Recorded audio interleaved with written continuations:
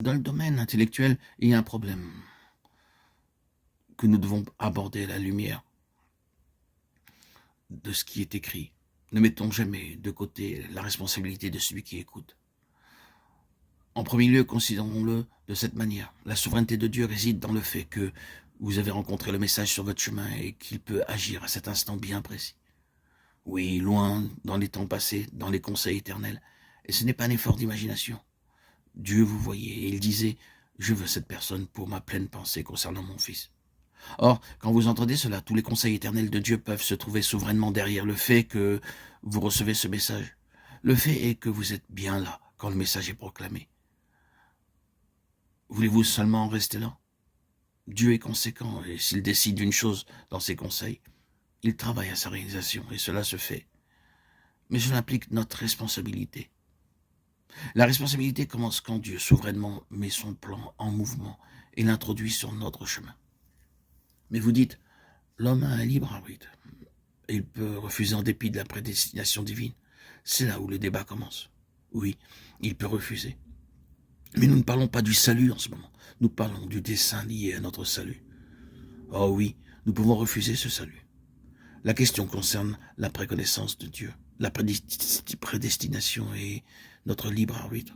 Nous ne pouvons pas résoudre cela.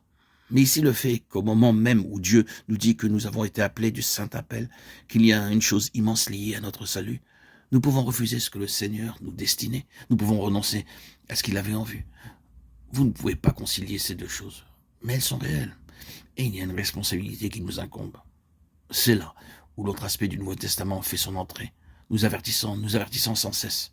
Si, si, si. Et cela est dit chaque fois à des personnes qui sont déjà sauvées. Il y a un puissant si qui se trouve constamment au-dessus d'eux. Allez-vous dire, comme certains, que vous ne saurez jamais si vous êtes sauvés jusqu'à ce que vous parveniez au ciel? Je ne vais pas pouvoir accepter cela, je sais que je suis sauvé. Ce n'est pas une question liée au fait que si vous faites quelque chose, vous serez sauvé, qu'après avoir été sauvé, si seulement vous faites quelque chose, d'autres, vous garderez votre salut. Les si sont liés au dessein de votre salut, et vous pouvez passer à côté de cela. C'est là où la responsabilité se trouve du côté de celui qui entend. C'est vraiment un mystère, mais c'est un fait. Et qu'est-ce que cela revient à dire? Vous croyez dans le Seigneur Jésus, et vous croyez que vous avez la vie éternelle, mais que vous êtes sauvé.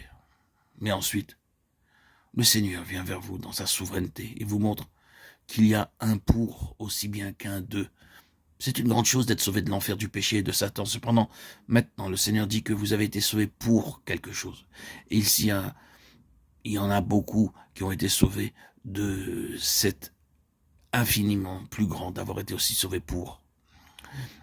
Alors, c'est ce puissant pour qui gouverne ce mystère de Dieu. Vous voyez, le 2 est additionnel mineur. Le pour est éternel. Le mystère de Dieu concernant notre salut ne date pas simplement du moment où le péché est entré. Le commencement n'a pas été lié à la chute de l'homme. Le salut recouvre partiellement cet aspect et remonte au dessein, au conseil divin, bien avant la création et donc avant la chute. C'est là l'objet qui est vu en finalité. Et Dieu travaille pour cela. Il aurait travaillé à cela, mais l'homme a péché, la chute a eu lieu. Dieu a dû faire un écart dans son parcours. Et par le salut nous ramener vers son dessein originel. Le salut est en relation avec le dessein éternel qui préexistait avant la chute. Il est pour plus qu'il n'est d'eux. Je le dis encore, deux est mineur, terriblement, tragiquement mineur et subsidiaire. Il n'est pas éternel, c'est le pour qui gouverne tout ce dessein de Dieu. Bien sûr, dans le deux de Dieu, c'est lui-même vêtu d'une gloire particulière. Dans la lettre aux Éphésiens, nous avons ces deux aspects, afin que nous servions à la louange de sa gloire. Éphésiens 1,12, c'est une chose. Et pour célébrer la gloire de sa grâce, Éphésiens 1,6, c'est une autre chose. La gloire de sa grâce est additionnelle, et Dieu l'a manifestée quand Satan a interféré dans son plan et que l'homme est tombé dans le mal. Mais Dieu n'est jamais défait par le mal. Il obtient toujours plus. Ainsi, par la grâce mise en œuvre, il a ajouté à sa gloire une nouvelle mesure. Mais remarquez bien que ce n'était pas son intention au commencement. J'ai entendu dire que Dieu était content quand l'homme a péché et qu'il est tombé parce qu'il lui donnait la possibilité de démontrer qu'il était un Dieu de grâce. Je rejette cette déclaration. Non, pas du tout. Dieu ne peut pas être défait. Et une interférence dans son dessein ne peut pas le ramener juste où il était auparavant. Il obtiendra chaque fois un peu plus. Il ira plus loin. C'est celui qui interférera, qui perdra, et le péché de l'homme a seulement rendu possible de manifester la gloire additionnelle de Dieu dans le domaine de la grâce. Cependant, ce n'est pas son intention première, mais une simple manifestation de son triomphe. Il fait cela avec nous au cours de notre long cheminement.